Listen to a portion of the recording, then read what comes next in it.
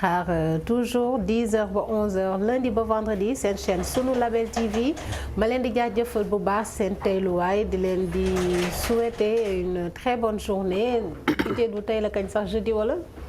xamoo tey kañ la déedéet tey jeudi la lu nar a xew ci jeudi bi jeudi bi lu ci xew. non tey dara xewul. tey dara xew di jëlu résultat yi nar a génn nga ne dara xew. waaw mais résultat yi kay moom ñëpp xam nañu tey la war a génne loolu. mais am na ñu ko xamul. ñan. am na ñu ko xamul de. xanaa voté ku voté wul. waaye képp ku voté ñu voté wul dañoo bëri nag di jëlu. képp ku voté moom xam même ku ñu voté wul sax xam nañu tey moom résultat yi. li ma résultat yi dañuy dépassé semaine bi. waaw li ma jaaxal mooy opposition nee na pas de hold up. pas de am nañu droit. am nañu droit te ci tendance yi kii bi même parti au pouvoir nee na amul kii luñ ko waati sax. cohabitation amul cohabitation ñoom am nañu droit. kon ñu xaar résultat yi rek ku ci nekk instant yii ku ci nekk parti au pouvoir mooy opposant ku ci nekk da ngay wax rek. mais on attend les résultats finaux. point constitution lu mu wax rek. après salaamatan waaw salaamatan ñu accepté loolu rek. kon baax na kon ñu jàppee ko noonu waaye am na beneen actualité nag. di jëlu démb wax nañ fi affaire viol tey ñu gis ne actualité bi benn ci bu ñu mën a wax mooy xam nga courtier ci fan lañ ko xamee. courtier ci fan lañ ko xamee. mooy kii lu mu tudd sax. ki lay lijjanti ay kër yow saa su baax ko loué wu man di jëlu daf may rey voilà donc yéen a ngi seen émission sunu Label TV donc si sunu kaay yi tey nag ñuy wax ci li nga xamante ne mooy booru ndaw yi la part en tout cas li ci wàllu direction de la jeunesse ñu ciy dalal ki nga xamante ne moom mooy monsieur Théodore Ndiaye donc di directeur ma bàyyi ko mu présenté wu. voilà bonjour salaamaaleykum Fatou salaamaaleykum Didier maa ngi leen di nuyu seen téléspectateurs yi yëpp. waaw di rafetlu suma teewaay fii di ñaanal seen télévision bi yàlla def mu doon télévision bu mag. ba ñu koy tudd fu nekk. amiin voilà loolu moom maa ngi leen koy ñaanal maa ngi door a découvrir télévision bi mais gis naa ne y a une équipe jeune qui est là. très dynamique. moo tax donc maa ngi leen di ñaanal daal vraiment seen télévision bi jëm ci kaw. man maa ngi tudd Théodore Adrien Sadio Ndiaye. man maay directeur de la jeunesse et des activités socio-éducatives au ministère de la jeunesse. donc maa ngi rafetlu sa invitation di la ci gërëm. voilà di espérer que débat bi dina neex dina. non dina neex parce que fii mooy plateau kaay. très bien ñu ñuy déglu aussi dinañ ci jëlee njëriñ. incha allah d'accord incha allah donc di jëlu monsieur Ndiaye moom mooy directeur bi. ci lépp li nga xamante ne moo jëm en tout cas ci jeunesse bi ak socio-éducative bi ñuy waxtaane nag semaine bi ñu ne thème bi dañ koy jagleel jeunesse bi ak seen vacances yi bëri mooy sax yow foo nekkee jeune yow pas bu toll nii yow nga ne amagul 35 ans kan kii waaw déjà sax monsieur Ndiaye dañ ñuy wax kan mooy jeune fii nii Sénégal fii jeune waaw xam nga jeune ça du point de vue sociologique ça dépend ci xeet yi. ça dépend aussi ci milieu yi. par exemple soo jëlee soo demee Casamance par exemple tey tant que dugguloo dans le bukut même soo amee 40 ans 45 ans les gens te considèrent toujours comme koo xam ne yow xale nga quoi nekkagoo adulte amagoo mën a goo am yenn responsabilités yi. alors que ñun dans nos institutions soo jëlee la CONFEJES wala peut-être nga jël. Le document qui régit le Conseil national de la jeunesse, la charte africaine de la jeunesse, les rangs jeunes, c'est entre 18 et 35 ans. ñenn ñi ne la c'est de 15 à 35 ans. donc benn tranche d'âge la boo xam ne voilà ci la ñuy préparer ndaw bi pour mu mën a atteindre l'âge adulte. donc tranche d'âge bi daal jàppal ne 18-35 ans moom la ñuy gën a wax quoi. voilà mais ci xel la ça dépend aussi ci contexte socio-culturel yi. donc il y a pas une définition fixe boo xam ne mën nañ ne lii mooy jeune quoi. voilà. d'accord et di jël Fatou mënoo ma jox li ma attanul jeune la. jeune point jeune la yow mi sa jeune nga. après ñu vaar kii bi pièce d'identité bi. voilà boobu dinañu war donc mais tey jii nii comme vacances yi. école tëj na. lan mooy rôle direction de la jeunesse bi lan mooy si. wàllam.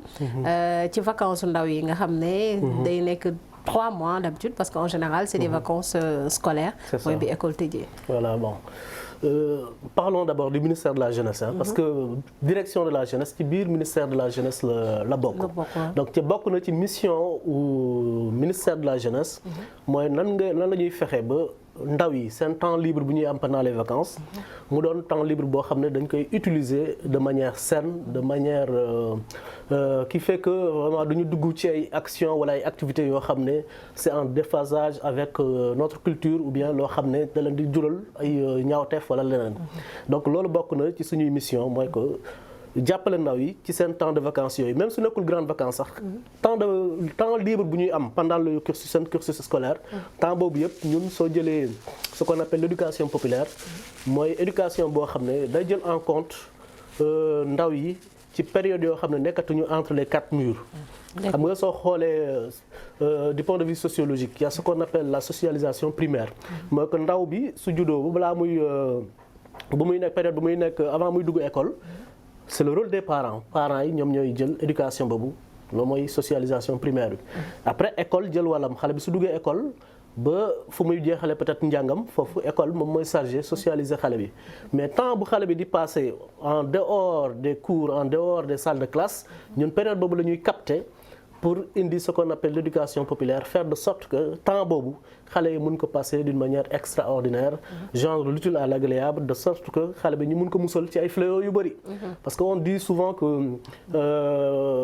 xale bu deful dara xale boo xam ne day toog ni amul occupation bu saine parfois yooyu da lay dugal nga dugg ci ay activités yoo xam ne c'est pas sain c'est pas bon donc ñun nag bëgguñu may xale yi ñu am temps boo xam ne dañuy xalaat leneen lu dul nu ñu jëmalee seen bopp ci kanam nu ñu jëmalee réew mi ci kanam nu ñu def de telle sorte que vraiment seen épanouissement mun a doon quelque chose qui est garanti donc ñun dañuy jël par exemple soo jëlee le cadre des vacances citoyennes chaque année ministère de la jeunesse da ko doon organisé pour faire. ci ban période. période du mois d'août au mois de septembre. Voilà, entre août et septembre lañ ko doon def. pour permettre aux jeunes quand même de faire des activités d'action publique d'action citoyenne.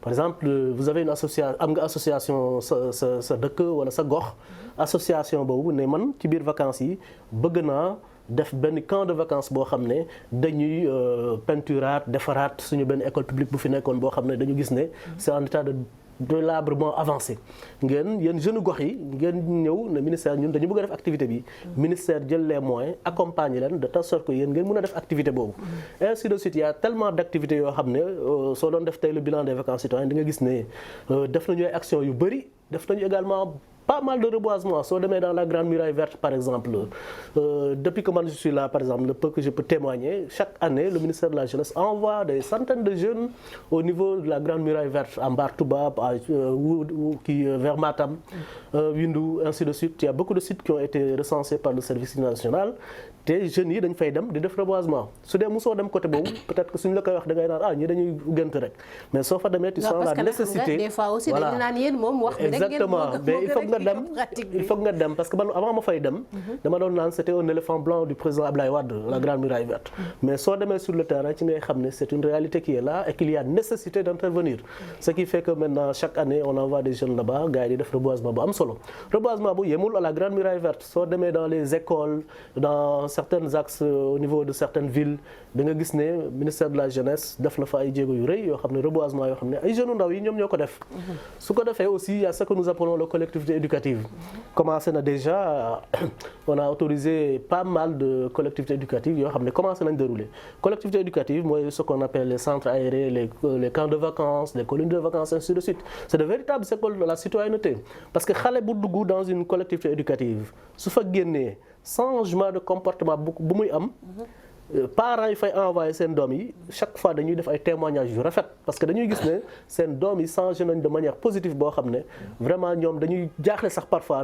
comment les moniteurs voilà les directeurs ainsi de suite comment ils sont parvenus à faire de sorte que xale bii nii buñ ko fay dugal nii la meloon mais buñ koy génnee vraiment résultat yu positif lay am donc loolu yëpp c'est pour que ndaw yi ñu dellu si dans les valeurs ancestrales qui ont fondé ce pays là civisme citoyenneté vraiment le vivre ensemble loolu yëpp ñu delloo ko ci xolu ndaw yi ba ndaw yi màgg ak ñoom su ko defee on peut espérer que d'ici quelques années on aura des adultes responsables sauf que tout à l'heure dafa laal benn point bu sensible. ñii de ñu ngi ñuy woon ay photos yu fu ñuy reboiser quand même c'est important. Exact.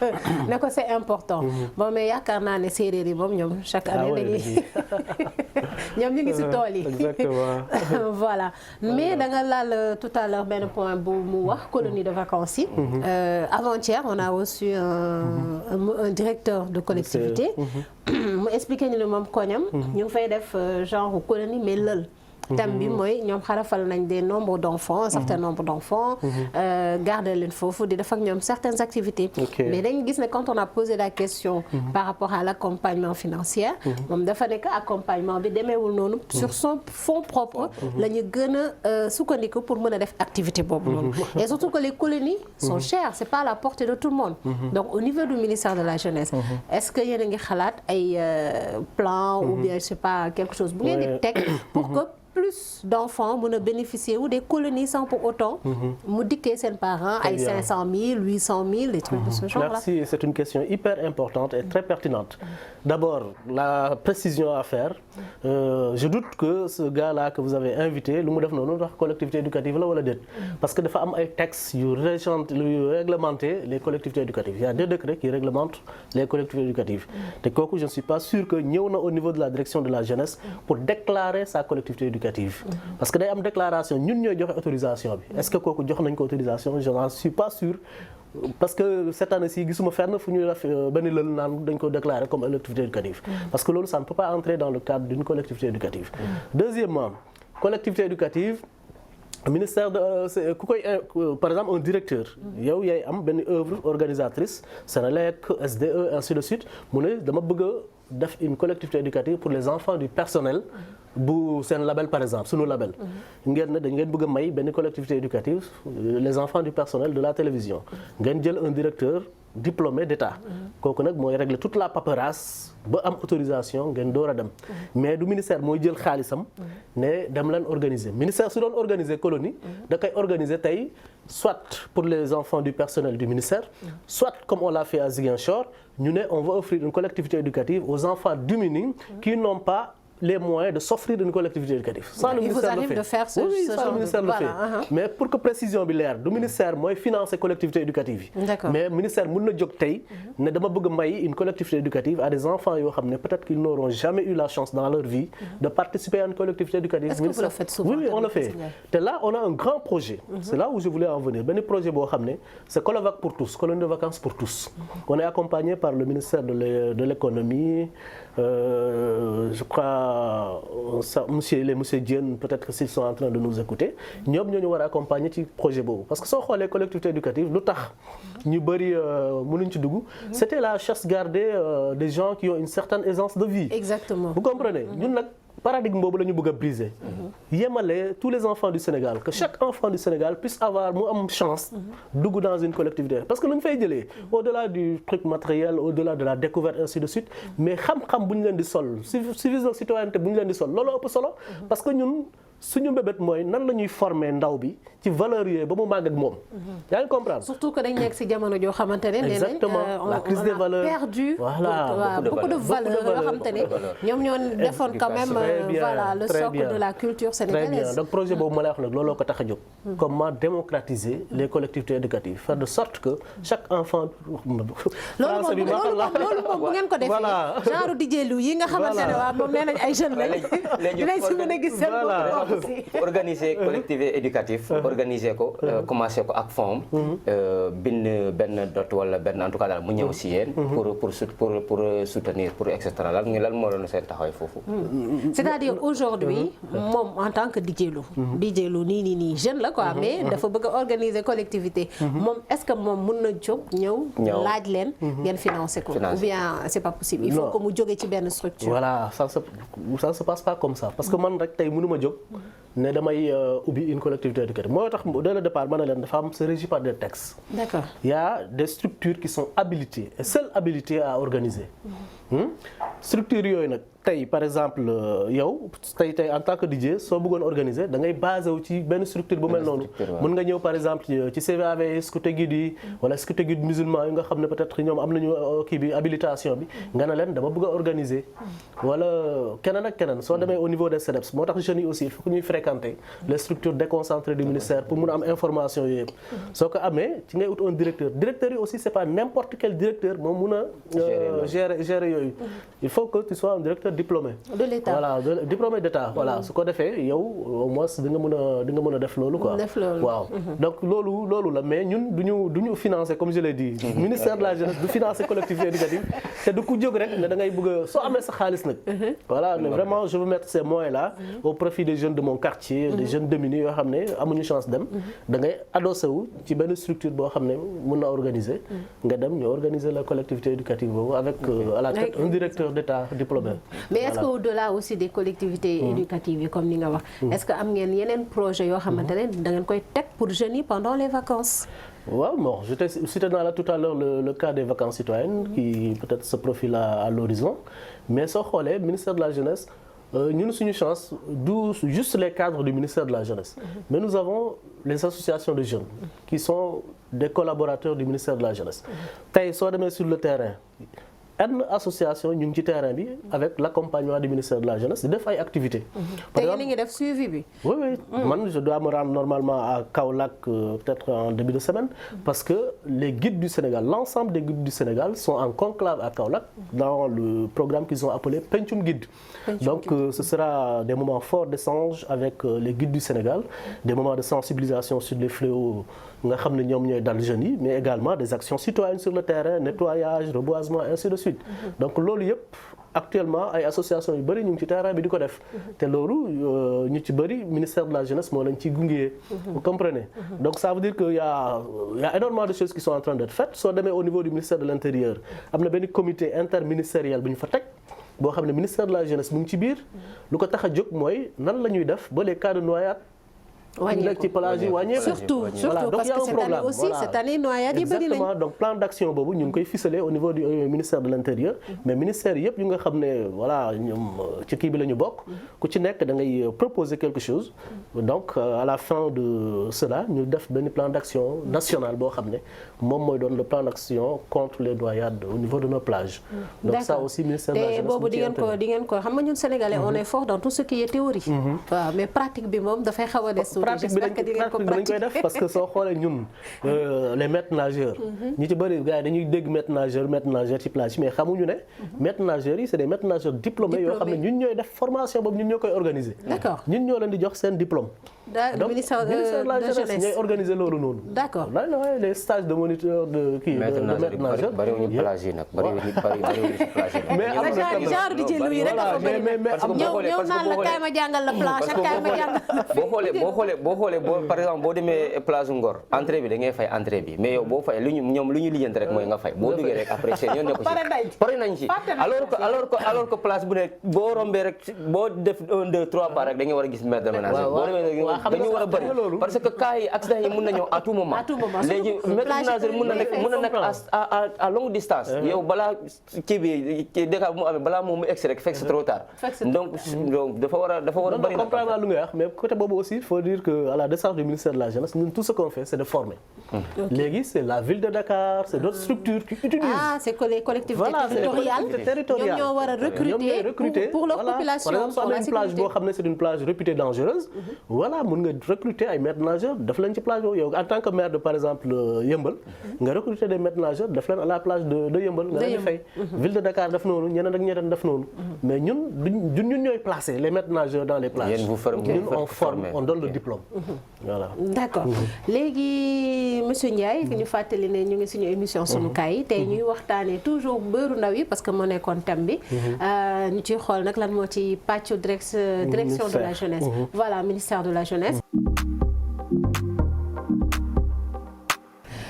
xale nii la war a mel donc c'était Alioune Mbaye Nder ci jeunesse su Sénégal di jëlu nee na moom ci jeunes yi la bokk dina ma jaaxal trop après comme ni ma ko wax rek dañuy vaar ci paa yi yaa ngi ci deuxième âge bi di jëlu da ngay nangu loolu dégg nga. yow kon troisième âge nga nekkoon. non man garaaw naa nekk 3e âge mais yow moom doo nekk jeune donc yow moom doo nekk jeune voilà donc ñu leen di fàttali ne yéen a ngi seen émission sunu kaay émission bi ñëpp di xaar 10h ba 11h lundi ba vendredi juste ñu fàttaliwaat leen nekk sunu Label TV mu ngi ci partie claire u TNT bi mën ngeen ko jàpp tous les jours donc c'est numéro 27. 27 canal 27. te ma laa bàyyi nga yeggali ko bon. lekkuñu rab de monsieur Ndiaye yaa ngi ko doon wax sànq. waaw créé benn émission hip hop. waaw dëgg. te monsieur Ndiaye nee na lu boo ko mënul animé.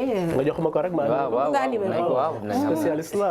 mu jeex tàkk ne ko mu jeex tàkk donc tey toujours ñu resté ci li nga xam ne mooy bëru ndaw yi vacances ndaw yi monsieur Ndiaye nu ñuy waxee vacances ci séeréer. ah est-ce que suma mbokk séeréer yi ñun am xamoon nañu vacances. ñun école su tëjee dañuy dem ci tool yi béy donc est-ce que am nañu vacances. est-ce que am nañu vacances. waaw moo tax moo vacances est-ce que moo bi dina ci am quoi. parce que am na moo yu bëri comme c'était pas une réalité de chez nous. voilà xëy na peut-être les spécialistes ñoom ñooy ñëw di créer ay mots. ay mots. voilà léegi man mission boobu laa lay. waaw dinaa ci gëstu. voilà dinaa ci gëstu vacances ci séeréer. bul wax dara dinaa ci gëstu. d'accord donc monsieur Ndiaye chaque année ñu gis ne que quand même ministère de la jeunesse bi ci vacances yi day génnee benn thème. est-ce que thème bi génn na pour l'instant cette année. thème vacances citoyennes wala thème collectivité éducative. non parce que ñaar la. waaw léegi su dee vacances citoyennes day am. day am un thème. su dee campagne 2022 collectivité éducative yi day am. boobu moom commencé na. c'est une nouvelle approche des CE collectivité éducative. et nouvelle approche de la citoyenneté numérique. Citoyenneté numérique, c'est un thème éminemment important. Si vous voulez aussi, on peut en débattre. Voilà, citoyenneté numérique. Les réseaux sociaux, par exemple. Depuis un certain temps, gis ngeen dérive ci am yëpp. DJ Lo day ñëw. Peut-être parce que am na problème ak man nekk derrière son ordinateur. il dit du n'importe quoi sur ma personne. yàq sama der saaga def ko ku nekk. ainsi de suite sos def lu nekk. xam nga loolu c'est pas responsable. nit ku responsable de utiliser les réseaux sociaux. pour di yàq dari nit wala di saaga nit. wala leneen ak leneen. beneen nit mun na jóge fële nekk ci réseaux sociaux yi. gis na fa peut-être benn image obscène d'une fille. mu ñëw partager ko à grande échelle ñëpp jot ci. deru xale boobu yàqu na à vie. réputation xale boobu yàqu na à vie. ñun nag pour vraiment renverser la tendance et la vapeur moo tax ñu génnee thème boobu pour ñaax ndaw yi ñu xam nan la ñuy utiliser réseaux sociaux yi ban comportement la ñu war a am ci réseaux sociaux yi ba yenn yi duñ ko def su ko defee suñu amee vraiment Sénégal ndaw yëpp xam lan mooy seen responsabilité devant les réseaux sociaux xëy na lu ñuy gis nii tey d'ici quelques années dootuñ ko gisati donc dañu bëgg a aider daal ndaw yi ñu am une responsabilité devant les réseaux sociaux utiliser les réseaux sociaux à bon escient de sorte que dérive ñuy gis nii yëpp dootul am. maanaam yan anam lan mooy seen taxawaay si loolu yan. sensibilisation la ñuy def. parce que ñun suñu cible. c'est les enfants les adolescents et les jeunes. cible boobu nag ñun yaakaar nañu ne suñu leen sensibiliser lu mu waree jox leen tous les éléments nécessaires jox leen par exemple comment se protéger contre les pirates par exemple am na ñoo xam ne xamuñu sax nan la ñuy verrouiller seen page Facebook seen TikTok seen Instagram et ainsi de suite par exemple il y a des paramètres de confidentialité yoo xam ne jeune bi su xamul nan ngay def ba n'importe qui du la mën a envoyer invitation n'importe qui du la envoyer message il y a tellement de paramètres yoo xam ne il faut que jeunes yi xam ko nan ngay verrouiller sa compte à double tour de telle sorte que ku bëgg a pirater sa compte il faut que ñoom ñu envoyer la benn message soo ko validé wul kenn du mën a dugg sa compte donc tout ça c'est des éléments dañ koy gis waaw te loolu yëpp il faut que ndaw yi xam ko ñu ñaax leen ci mécanisme yooyu ba ñu comprendre ko su ko defee ñun foog nañu ne parce que comme ni ma ko waxee au début rek ñun dañu espérer ne ndaw yi suñ leen tàggatee bu ñuy nekk ndaw bu ñuy nekk xale yaakaar nañu ne éducation de base boobu dinañu màgg ak moom ba responsabilité boobu citoyenneté boobu ñu bëgg ci ñoom d'ici quelques années ñu mun ko am donc vraiment citoyenneté numérique boobu bëgg nañu daal ndaw yi yëpp fu mu munti doon moo tax collectivité éducative yëpp ñuy organiser dans tout le Sénégal et à l'extérieur parce que on a plus de 10 colonies yoo xam ne day dem à l'extérieur ndaw yi yëpp fu ñu munti toll ñu leen di ñaax ci valeurs yooyu de telle sorte que daal ñun foog nañu ne foofu c'est très important parce que les réseaux sociaux fu mu nekk nii dafa doy waar c'est très important. moo tax ren daal ñu table ci thème boobu quoi. d'accord mais vacances citoyennes comme c'est pas encore programmé thème bi gën a. ñoo ngi mois d'août de programmé. waaw mais bon. mois d'août bi demagul fenn ñu ngi door a commencer peut-être que dans les jours à venir. le temps passe vite nee nañ léegi jours yi ça passe vite. oui ça passe vite mais ñun bon xam nga rek lépp ci bopp yi la. donc su ñu nee temps rek après dañuy door mu daanu rek. voilà d'accord kon na ngeen ñu ci invité dégg nga. bul wax dara. voilà mais beneen question bi aussi mooy tey jii du jeunes yëpp ay dem colonie de vacances. si ces collectivités éducatives yi am na yoo xam ne sax xamuñu ko.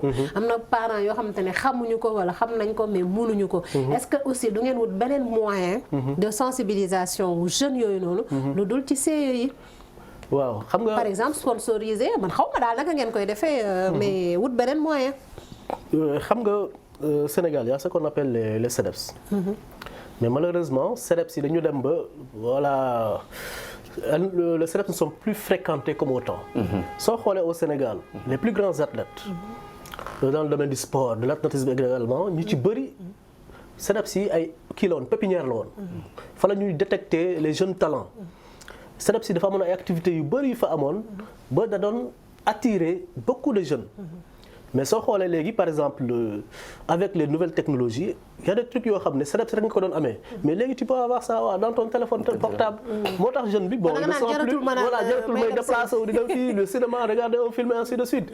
moo tax nag bon ñun on est en train de réfléchir sur une nouvelle dynamique comment faire de sorte que CEDEPS yi ñu mun leen jox ay yeneen orientation ba jeunes yi mun di fréquenter waat les CEDEPS. il y a également le grand projet du président de la République qu'on appelle les maisons de la jeunesse et de la citoyenneté chaque département day am benn maison boo xam ne dañ koy tabax répondant vraiment aux normes internationales de construction avec tout son attirail day voilà soo gisee day attirer jeunes yi parce que di nga fa am sport di nga fa am ay bibliothèque di nga fa am ay salle de ciné agora ainsi de suite piscine bibliothèque du nekk ay livres ay livres électroniques am na parce que y a une bibliothèque électronique mais day am bibliothèque boo xam ne livre lay doon parce que moi je suis toujours fan du livre version papier ça peut-être que c'est le old fashion qui parle mais moi je suis toujours voilà fan de ce livre là quoi donc c'est pour vous dire que ministère bi ngi réfléchir sur des mécanismes yoo xam ne dañuy permettre à jeunes yi ñuy fréquenter les structures déconcentrées du ministère de la jeunesse soit dans les CEDEPS soit dans les espaces jeunes soit dans ce projet dont j'ai parlé tout à l'heure les maisons de la jeunesse et de la citoyenneté. Donc ministère de la jeunesse par exemple les structures de jeunes mooy lu ma la wax sànq au début ministère de la jeunesse nekkul rek cadre ministère de la jeunesse mais association yëpp ay partenaires du ministère de la jeunesse lañ te association yi soo demee par exemple siège IMCA chaque jour que Dieu fait il y a des activités yoo xam ne ci sens boobu la ñuy dem donc c'est pas des trucs yoo xam ne da ngay ñëw di fay pour participer foofu aussi ma ci profito pour ñaax parents yi ñuy bàyyi xale yi ñuy dem di fréquenter les mouvements à foulard. D'accord. J'ai l'habitude de dire si chaque enfant du Sénégal avait la chance d'être membre d'un mouvement à foulard rek li ñuy coow nii ci civisme citoyenneté yëpp dootuñu ko amati parce que c'est de véritables écoles j'aime à le répéter c'est de véritables écoles de la citoyenneté c'est de véritables écoles des valeurs ñu fay dugg ñu fay fréquenter billaay soo leen gisee ci mbedd bi di nga ràññee ku jaar ci mouvement à foulard ak ku fa jaarul ku jaar ci association ku fa jaarul il faut que aussi parents yi les familles yi bañ a démissionner famille yi di jouer rôle bu ñu doon jouer bu njëkk ba mais man je suis toujours écœuré quand je vois des parents laisser leurs enfants faire ce qu'ils veulent man nee naa leen sama yaru doom damagul jusqu'à présent éducation de base éducation familiale dafa am solo mais suñu demee ba bàyyi xale yi xam nga bu njëkk ba xale moo doon ragal waajur mais léegi waajur yi ñoo ragal xale yi c'est ça qui est grave la peur a changé de camp et ce changement de camp de la peur est devenue très très dangereuse léegi nag il faut que parents yi delluwaat moomaat responsabilité moomaat baatu kër gi de telle sorte que xale yi xam ne kër gi kat am na autorité parentale mais kër gu perdre autorité parentale mais à la fois c'est laisser aller te laisser aller boobu noonu mooy indi dérive yu bëri donc affaire bi il faut que ku nekk jouer sa part de responsabilité parents yi jouer seen part de responsabilité école bi jouer sa part de responsabilité état bi jouer sa part de responsabilité ju ci des nag ñu bàyyi ko ci loxo yàlla parce que quoi qu'on dise man lu ma gëm mooy quoi qu'on dise yàlla moom nit ki yàlla moo lay voilà moo lay teg ci yoon boo xam ne avec tout ce que je viens de dire l'accompagnement des parents de l'école du structure d'état ainsi de suite mais finalité bi daal yàlla la ñuy ñaan yàlla mu sàmmal ñu njaboot yi c'est très important fu may wax ni c'est très important surtout l'éducation ci ay saako lay tëb moom surtout l'éducation bi def naa ko mos naa 2002 je sais pas mos naa def concours bi mos naa def ak nen maanaam ñu tegal leen jël ko bi dugal ko si jëbi teg ci nen bi nen bi mu waat waaw bu mu waat est-ce que xale yi talati nañ ko lii yëpp moo tax xale yi footuñu téléphone éducation comme li mu wax rek éducation manque actuellement nii éducation pareil am nañu part de responsabilité comme lu mu jotee wax auparavant da ngay nekk ak sa parents yi am na bët bu ñu lay xoolee yow mi sax da ngay xam ni yaay booy lii la ma wax lii la wax te soxla sax léegi loolu amatul da ngay génn ñibbi sa kër 1h du matin 2h du matin du kenn du la wax dara mais bi sax moo la njëkk a couvrir pa bi boo bëggee wax rek mais bi moo koy couvrir kii xale la bàyyi ko et cetera non mais sérieux xam nga fu may waxee la preuve da nga doon ñëw xale da doon nekk ci mbedd bi def benn erreur mu ñëw benn entourage bi kenn jàpp ko dóor ko waaw mu dem kër ga expliquer parent bi jàppaat ko dóor mu dóoraat ko waaw mais tey koo dóor doomu jaamur kaso ngay mujj da lay porte plainte ba du yàgg na lu tax nga dóor sama doom voilà école éducation la enseignant yi ñemeetu ñu dóor benn élève et vous voyez le résultat mais des fois waxuma nag ñu jàpp di dóor maltraité non mais man je me dis que correction xale xamul yàlla waaye xam na yar man noonu lañ ma yaree xale xamul yàlla waaye xam na yar donc ça veut dire que yar bi aussi bu ñu ko teg de côté il faut de temps en temps soit la méthode de la carotte ou du bâton su ko defee ndaw yi aussi ñu xam ne ni man de j'ai pas regretté quand j'étais à l'internat nous on nous frappait pas on nous maltraitait pas mais on nous corrigeait te correction ba man regretté wu ma ko donc aussi sama doom aussi noonu laa leen di teg dama leen di ne seen yar dabagul ku fi def lu dul noonu voilà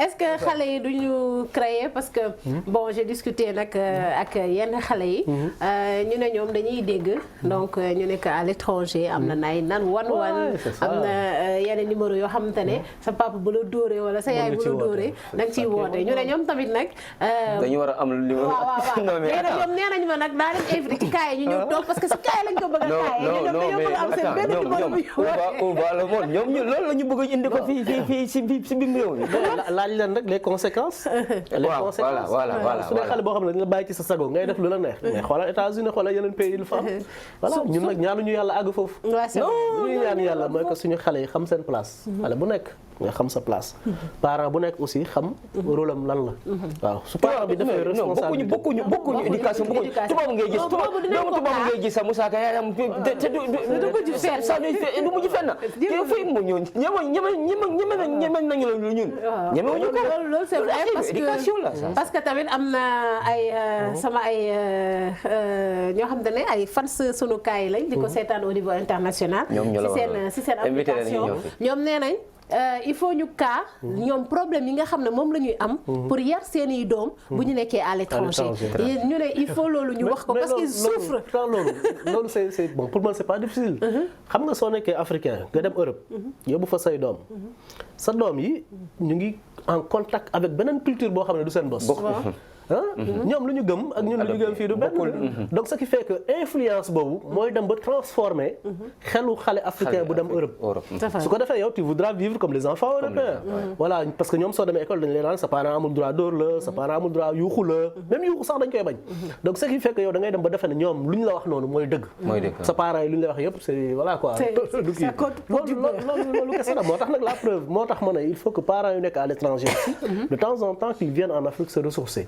indaale seen njaboot xale yi xam ne kat ñoom fii la ñu sosoo suñuy valeur ak valeur yàlla dañu benn su ko defee ñu voilà ñu nekkat au banc quoi nga yóbbu leen seen cosaan surtout ñu xam ko loolu day baax mais beneen question aussi bu ma amoon monsieur Ndiaye mooy tey jii nii parce que tu as parlé d'association yi nekk ci koñ yi yoo xam ne tamit mën nañ am seen benn projet ñëw soumettre leen très bien voilà ci élection yi am na ci ay bureau de vote yu ma dugg parce que classe yi la ñuy utiliser mais man j'ai vu des classes yoo xamante ne je me suis dit ndax classe bii nii xale mën na fi toog ba jàng fi dara lu am njëriñ léegi est-ce que tey jii nii benn DJ Lô bu jóg former benn association ci koñam day ñëw directement ci yéen ne leen man projet réhabilitation par exemple telle école bu nekk sama gox laa bëgg wala ci fan la war a njëkkee waaw il y a beaucoup de cas man je me rappelle il y a 2 ou 3 ans de cela def nañu réhabilitation beaucoup de structures au ministère de l'éducation ay écoles donc comme le cas bu nga souligné ni DJ mën na ñëw dans le cadre des vacances citoyennes mu ne man dama bëgg réhabiliter école Massamba Ndiaye de Yeumbeul par exemple nga indil ñu le descriptif nga ne voilà école bi ak ay photo oto bi ñu xam ne li ngay wax ni du ay sos. su ko defee ministère de la jeunesse da lay accompagner ne la lii ak lii ak lii mën nañ ci jàpp. yow nga mobiliser say jeunes. wala ñun soo bëggee ñun parce que ndaw yi ñun ñoo leen di gérer mën nañ mobiliser l'ensemble des mouvements Haalpulaar ñu ñëw.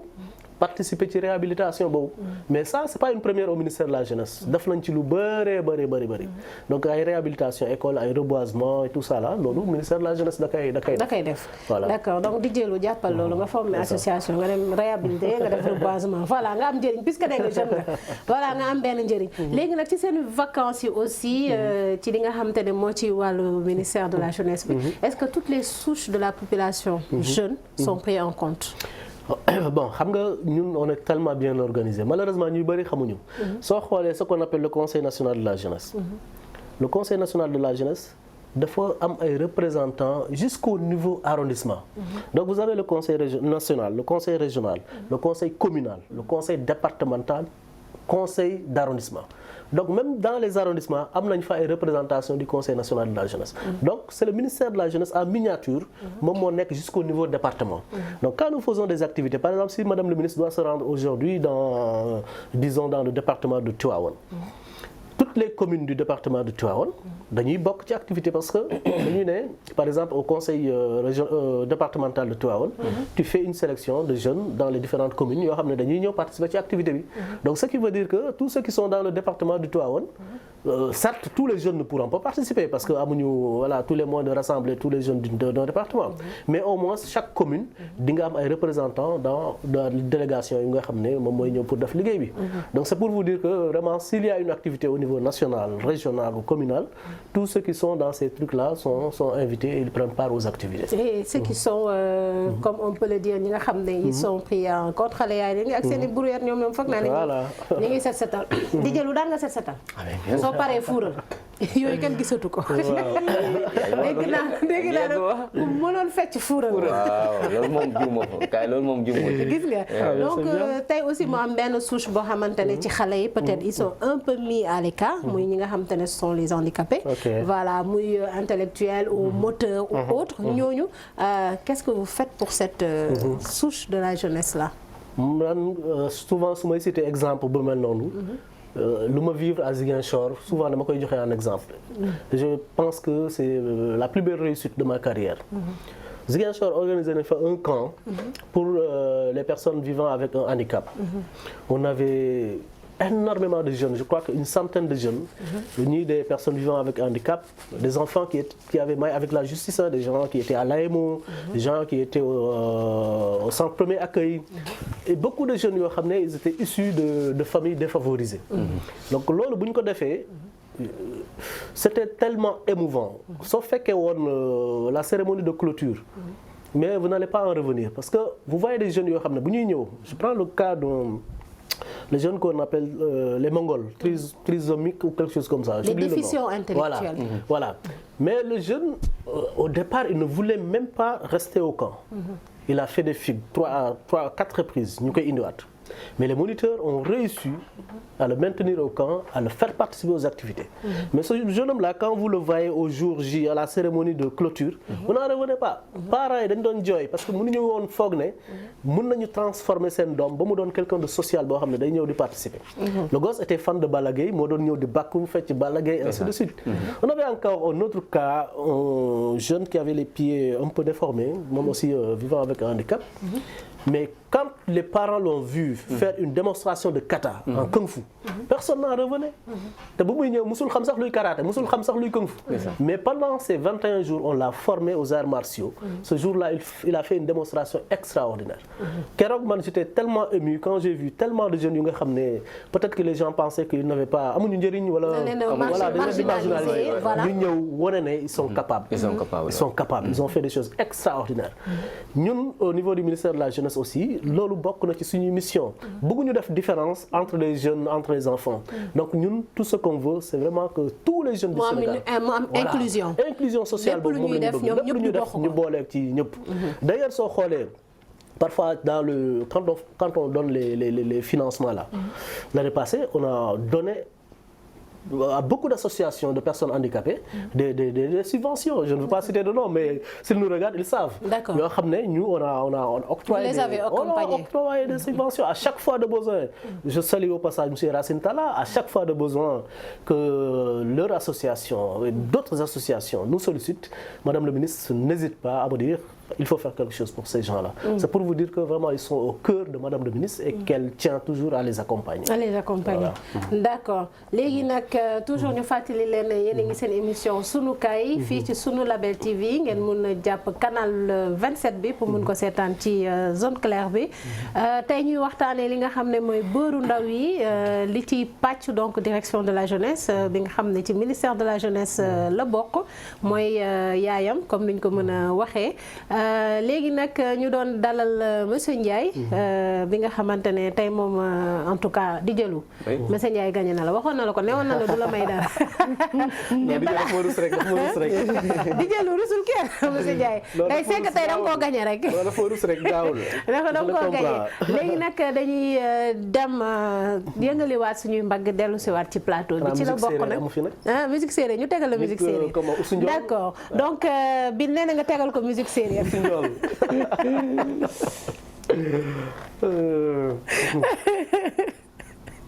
D'accord. Léegi en attendant mu trouver la musique séeréer monsieur Ndiaye. Voilà donc sama mission benn sas naa la ko mooy nga wutal ma naka la ñuy waxee vacances ci séeréer. Mais tey ji aussi bëggoon nañ nga wax ñu tuuti ci li nga xam te ne parce que da nga ne tout à l'heure par rapport ak ethnie bi wala fi ngay dund. C'est foofu voilà jeunesse bi tey séeréer kan la considérer par exemple jeune. waaw séeréer moom xam nga ñu ak joolaay dañu niroo culture bu baax. nee nañ ay cousin lañ la waaw ay cousin lañu aussi parce que ñun aussi séeréer. mais kan moo si jaamu moroomam. en tout cas daal bu ma demee Casamance. nee naa leen d'accord naa ne man maay sañ jàmm. waaw parce que man maa fa nekkoon séeréer bi seen biir. et voilà quoi. mais bu ñu ñëwee Fatick. bu ñëwee Fatick aussi ñoom ñooy nekk buur rek. ñoom ñooy nekk buur d'accord nga ko kon baax na. Alpulaar yi aussi c'est pareil saa ma demee ci ñoom naa leen d'accord naa ne man maay seen jàmm. yaay seen jàmm te loolu c'est une richesse extrêmement importante. il faut que Sénégal aussi ñu préserver richesse boobu. parce que guerre yi am un peu partout en Afrique. parce que loolu ay guerre ethnique fii ay nangam mais Sénégal yàlla mbay nañu. vraiment Joola séeréer Alpulaar séeréer ainsi de suite. Njóobeen Njaayeen Saareen Njaayeen ainsi de suite. donc loolu yëpp kal boobu. vraiment ay richesse bu extraordinaire la te war nañ ko jàpp bu baax. jàpp surtout que mooy def vraiment mu am harmonie entre les ethnies. voilà ñeneen ñu ko xamul suñu la gisee nga naan la jàmm xam nga le mot jàmm parfois nit yi dañuy koy peser le mot. c'est vrai su la gisee sama jàmm da leen di jaaxal quoi. alors que nous ça nous fait rien Joola bi ne ma man sa buur la ma ne ko man sa jàmm la loolu ça nous fait rien. voilà ku ci nekk naan man la. exactement. d'accord léegi nag kon ñu dem yëngali suñu mbagg yi mais xam naa nag puisque yaa ko commandé dig ñu may ay pas de danse ci kaw ci plateau bi ayca. Voilà donc merci beaucoup en tout cas ci voilà mu doon Usu Njool li ci gën a neex mooy dama ko bind de imbokatoor to mbiya mbiya lenke voilà mooy la laaj ko monsieur Ndiaye ba dama kaa bind pour laaj tam moom ngay laaj wala yow laa moom lay laaj man de yow laay laaj man nag ba bàyyi ma bu ma xeeb imbokatoor to mbiya len ñu booloo di liggéey voilà quoi il appelle les séeréer à l'unité d'action ce qui est important aussi c'est une valeur pour une jeunesse. Il y a une chanson de Rémi Dior également qui aborde le même sujet donc parce que gis nañu ne séeréer yi suñu ñëwee Dakar rek voilà chacun est dans son coin pour un temps tu fais 3 mois à Dakar nga bañ a lakkati séeréer di wolof vous comprenez di wolof di làkk wolof te boo waxee ci wolof ñu xam ne doo wolof exactement voilà ce qui fait que ndax man dégg naa séeréer après nga vérifier ko rek nga def baax artiste séeréer yi nag dama bëgg a conscientiser suñu mbokk séeréer yi voilà ñuy làkk seen làkk séeréer bañ a rus ne ay séeréer lañu qu'on soit d'être fier d'être séeréer surtout que ci olof damay dégg ñu naan loo bañ dafa fekk nga gën caa ñaaw voilà gis nga donc caméraman ne déggul séeréer ñaar yëpp déggul dara dinañ leen dégg dinañ leen ay séeréer lañ monsieur Ndiaye dina leen jàngal inchallah déggul dara voilà donc ñu revenir ci question bi par exemple ci séeréer yi qui est considéré jeune. voilà mooy lu ma doon wax rek ñun ak joolaaye suñu culture dafa xaw a méngoo quoi. moo tax ñu ne ay cousins lañu. mais chez nous les séeréer aussi nga nekk tant que jaaroo ci lël ndut ce qu'on appelle le ndut voilà considéré wuñ la comme voilà comme adulte. Quel que soit âge bi nga voilà quel que soit l'âge que tu as donc il faut obligatoirement passer par la case de l'homme. Bien vrai que léegi nag c'est devenu moderne. gars yi dañ ko moderniser lël dëkk séeréer yu bëri tëggatuñu lël comme ni ñu ko doon tëggee bu njëkk ba. mais quand même il y a quelques poches de résistance soo demee dans le Sine. voilà am na dëkk yoo xam ne ba léegi dañuy def ndut comme on le faisait à l'époque quoi.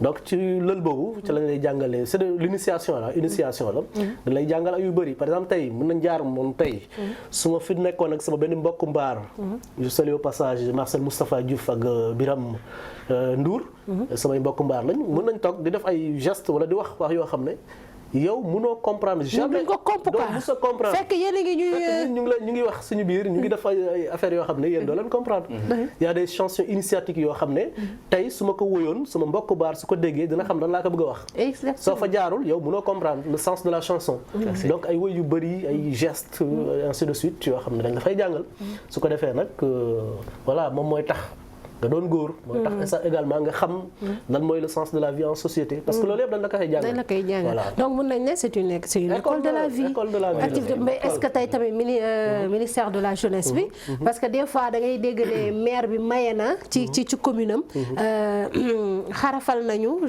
temps 100 jeunes ak yooyu est-ce que aussi genre projet yooyu yéen mënu leen di ko récupérer au niveau du ministère de la jeunesse et en faire une activité boo xam te ne éducative lay doon mais en même temps xale yi dañ leen di xaraf.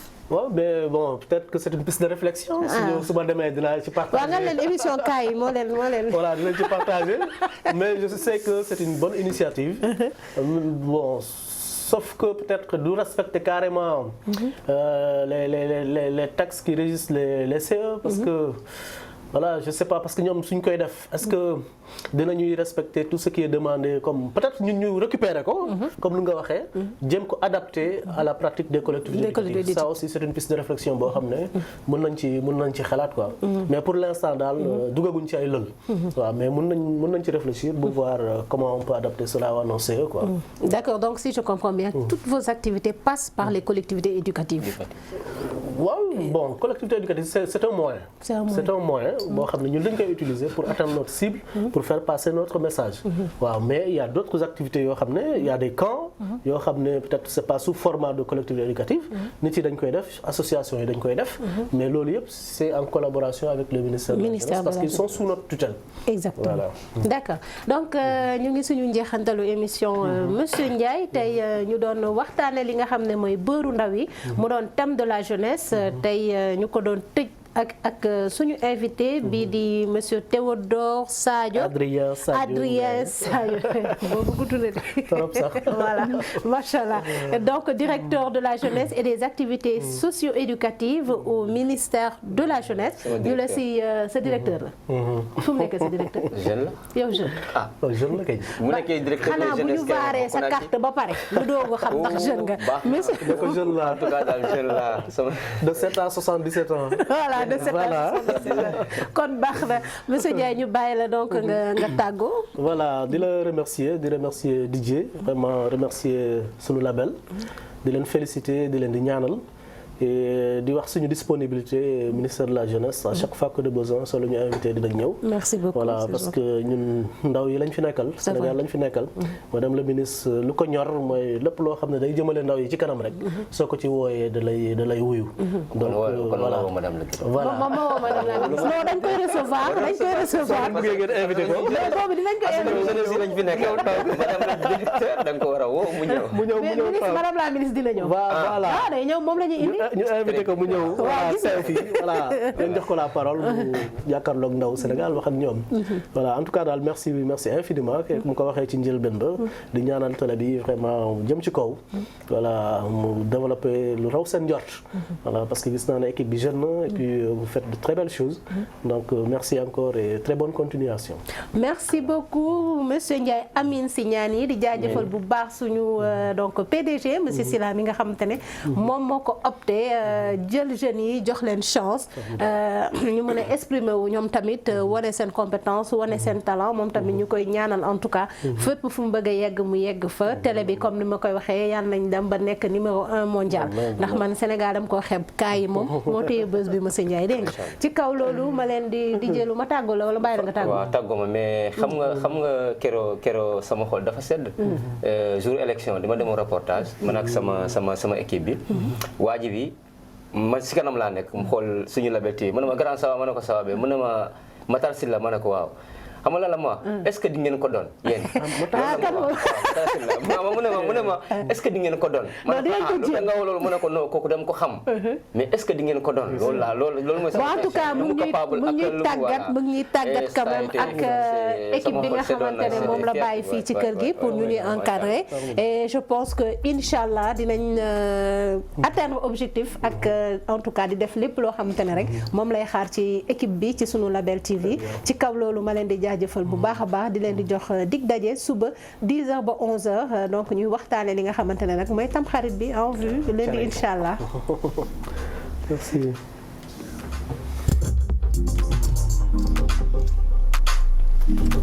séeréer bu déggul séeréer.